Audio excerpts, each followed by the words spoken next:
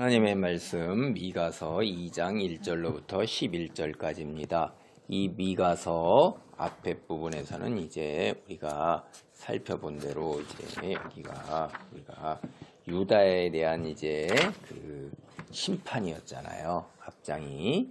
근데 이제 2장 여기에서 1절로부터 11절까지의 말씀이 유다가 왜 심판을 받는가 하는 그 이유를 갖다가 이제 대고 있는 거예요. 그래서 여기에 보면은 이 미가 선지자가 유다 사회의 지도층에 대해서 이제 그 죄를 지적하면서 비난을 퍼붓고 있어요. 이 온 나라가 다 이제 부패하는 건데 그게 왜 그러냐 하면 지도층이 부정을 저지르면서 부패했기 때문에 그래요. 물론 전반적으로 여기서 보면 이 지도층과 백성들은 그 미가와 같은 하나님의 참 선지자가 전하는 말씀보다는 거짓 선지자들이 이제 선포하는 거짓 평안을 선호하는 거예요. 자기 귀에 듣기를 원하는 그 말씀을 거짓 선지자들이 선포할 때 그것을 갖다 듣는 거예요. 참 선지자가 전하는 하나님의 말씀, 이게 마음에 듣기가 싫은 거예요. 여러분, 왜 그러냐면 우리가 알지만 인간의 본성이 욕심이에요. 남보다 더 많은 거 가지고 이웃보다 더 행복하기를 원하는데 그것이 이제 틀린 거는 아니에요. 그런데 이게 뭐가 문제냐 하면 지나친 욕심이 문제가 되는 거예요. 사실 욕심 때문에 사람들이 노력하고 자기 거를 가지려고 한단 말이에요. 그것 자체가 나쁜 건 아닌데 그것이 지나쳐서 자신의 그 탐욕을 취하며 자신의 평안을 위해서 다른 사람을 우롱하고 거짓으로 속이고 착취하는 것, 이게 문제라 이 말이에요. 그게 하나님 죄께 죄를 짓는 탐욕이에요. 여러분, 이 미가가 사역하던 이 시대가 사실은 굉장히 불안한 시대예요.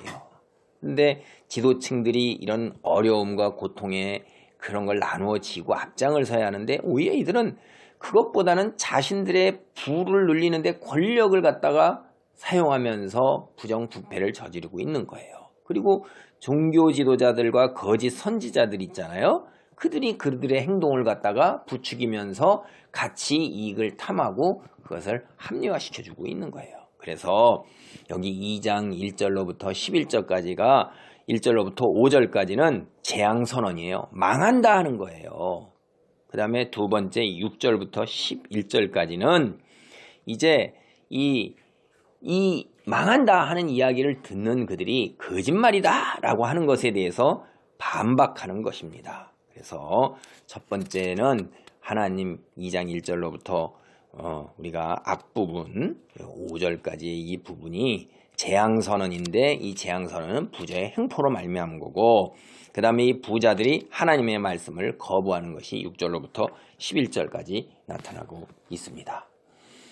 1절부터 보겠습니다. 그들이 침상에서 죄를 깨하며 악을 꾸미고 날이 밝으면 그 손에 힘이 있으므로 그것을 행하는 자는 화 있을진저. 이것이 원래 원문의 그 뜻대로 하면 망한다 하는 거예요. 망한다라는 말이에요. 망한다. 너희가 침상에서 죄를 꾸미고 악을 꾸미고 있기 때문에 힘이 있으니까 권세가 있는 자들이 밤새 그 권세로 음모를 꾸미고 자기의 재산을 불릴 생각만 하다가 날이 밝으면 낮에는 그것을 그대로 행하는 거예요. 그러니까 망한다 이 말이에요. 이게 세상에. 그래서 여기에 그들이 한다는 게 뭐예요? 여기 궁리하고 그 다음에 음모를 꾸미고 그리고 그것을 행하고 1절에 보면 세 가지가 있는데 그들이 밤새 생각하고 하는 게 그거예요. 그게 우리도 뭐 유행가 중에서 이런 게 있어요. 앉으나 서나 당신 생각 이랬잖아요. 이거 비유적으로 얘기하면 앉으나 서나 늘 악한 음모만 꾸미는 거예요. 이들이 권력을 악용해서 서민들을 착취하는 것입니다. 그래서 2절입니다. 밭들을 탐하여 빼앗고 집들을 탐하여 차지하니 그들이 남자와 그의 집과 사람과 그의 산업을 강탈하도다. 여러분이 땅이라는 것은 하나님 소유예요. 이스라엘이 처음에 시작될 때 모세 때 시작하는 걸 보세요. 12지파에게 다 땅을 나눠줬죠. 그 땅의 소유는 하나님이에요. 그래서 희년이 되면 다 땅에 아무리 빛이 있더라도 원주인에게 돌아가는 거예요. 그 땅을 영원히 차지하지 못하게 했어요. 그게 하나님 거예요. 그 땅이 있어야지만 그 사람들이 그 땅을 토대로 해서 생명을 이어가고 자기 사회적 신분이 있고 지위가 있는 거예요. 땅을 빼앗긴 사람은 생명을 이어갈 수가 없고 신분과 지위가 없어지는 거예요. 그게 이스라엘의 사회적 구조였고 1차 농업사회의 구조고 유목사회의 구조예요. 근데 이 사람들이 뭐예요? 땅을 다 빼앗고 차지하는 거예요. 그렇게 되면 어떻게 되는 거예요, 이게? 땅과 재산을 뺏기면 사회적 신분, 권리도 뺏기고 사회적 지위도 가질 수가 없는 거예요. 그래서 그 사람들이 뭐가 되죠? 빚 때문에 팔려서 노예가 되고 소장민이 돼가지고선 그들에게 속해서 먹고 살기가 힘들게 되고 그 다음에 종이 되고 이러는 거예요. 그냥 사회적 신분 이런 것도 다 없어지고 끝나는 것입니다. 그래서 3절에 보면 그러므로 너희가 땅을 차지하는데 탐하고 권력을 향해서 빼앗기 때문에 여호와의 말씀에 내가 이 족속에게 재앙을 계획하나니 너희의 목이 이에서 벗어나지 못할 것이요 또한 교만하게 다니지 못할 것이라. 이는 재앙의 때이므라. 그러므로 죄에 상응하는 대가를 치러야 한다는 거예요. 그 죄에 상응하는 대가 뭐예요? 그들이 궁리를 하고 그들이 어떻게든지 차지할 거려고 그렇게 애를 썼죠. 그런데 그 차지하지 못하게 된다는 거예요. 우리가 4절과 그 다음에 이 5절을 보면 이게 시예요. 보겠습니다. 그때 너희를 조롱하는 시를 지으며 슬픈 노래를 불러 이르기를 우리가 온전히 망하게 되었도다. 그가 내 백성의 산업을 옮겨 내게서 떠나게 하시며 우리 밭을 나누어 패역자에게 주시도다. 이게 시 하는 거예요.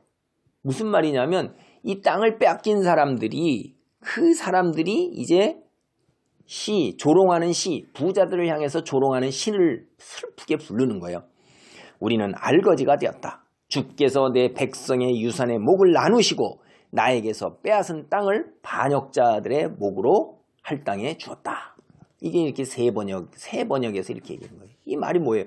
자기에게 돌아오는 게 하나도 없는 거예요. 궁리했는데 돌아온 건 뭐예요? 아무것도 없는 거예요. 그래서 5절 그래 그러므로 여호와의 해 중에서 분깃에 줄을 댈 자가 너희 중에 하나도 없으리라. 땅을 그렇게 밤낮으로 땅 차지하는데 열심을 냈다. 착취했다는 거죠. 그런데 돌아온 게 아무것도 없는 거예요. 돌아온 게. 응? 그래서 그렇게 된 것이 이제 1절로부터 5절까지이고 그리고 그렇게 얘기하니까 부자들이 뭐라고 그래요? 상류층이. 6절입니다. 그들이 말하기를 너희는 예언하지 말라. 이것은 예언할 것이 아니거를 욕하는 말을 그치지 아니한다노도다. 입 닥치라는 거예요. 미가 너 입 닥쳐라. 나 그런 말 못 듣겠다. 그리고 그 다음에 다른 선지자를 내세우는 거예요. 이런 거 예언이 아니다 말이에요.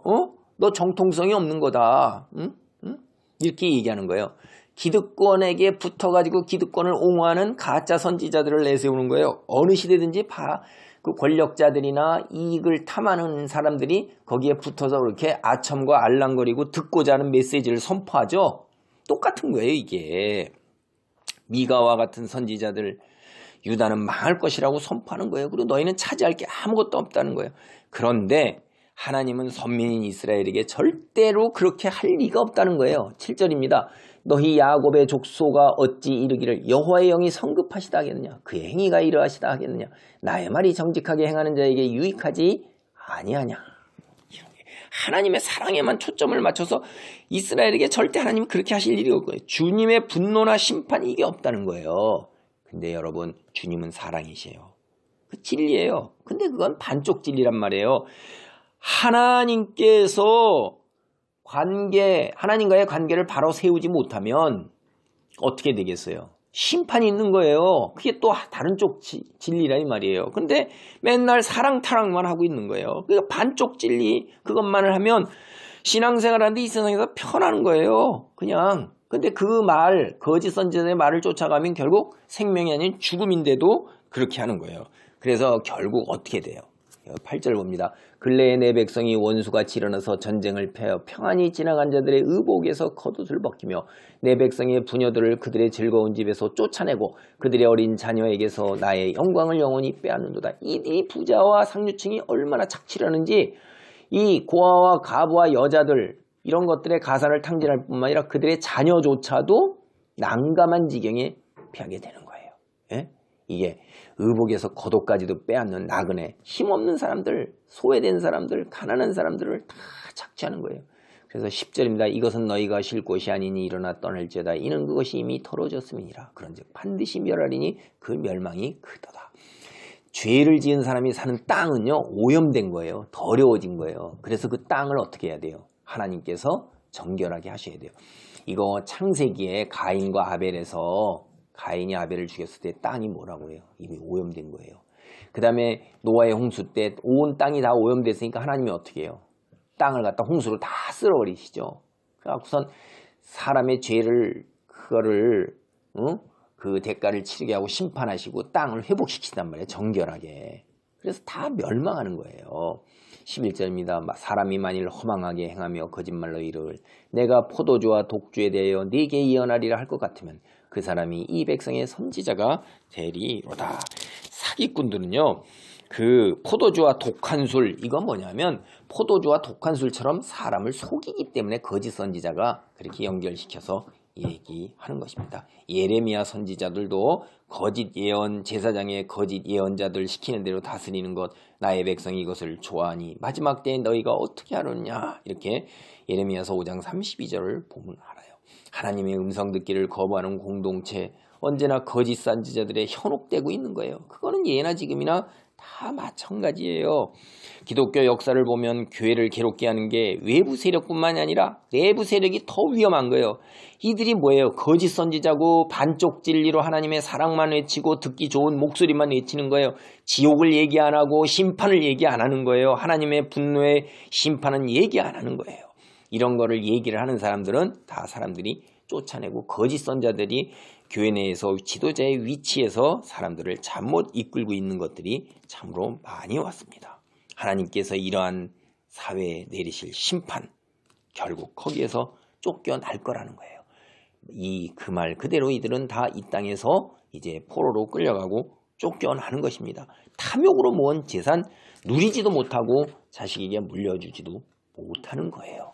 우리 잘 생각해 보세요. 오늘날 우리는 반쪽 진리만을 듣고 있는 것은 아닌가. 언제나 사랑과 심판이 같이 겸하여 간다는 것을 늘 우리는 생각을 해야 돼요. 그래서 하나님을 경건하게 공경하면서 또 한편에서는 두려워해야 되는 거예요. 하나님의 은혜와 축복을 누리면서도 한편에서는 겸손한 자리에 피조물 된 자리에서 우리 이 땅의 삶 여정을 끝냈을 때 하나님 앞에 서야 하는 것, 그걸 늘 생각해야 되는 거예요. 하나님께 일관된 충성된 믿음의 자리에 있기를 바랍니다. 아멘.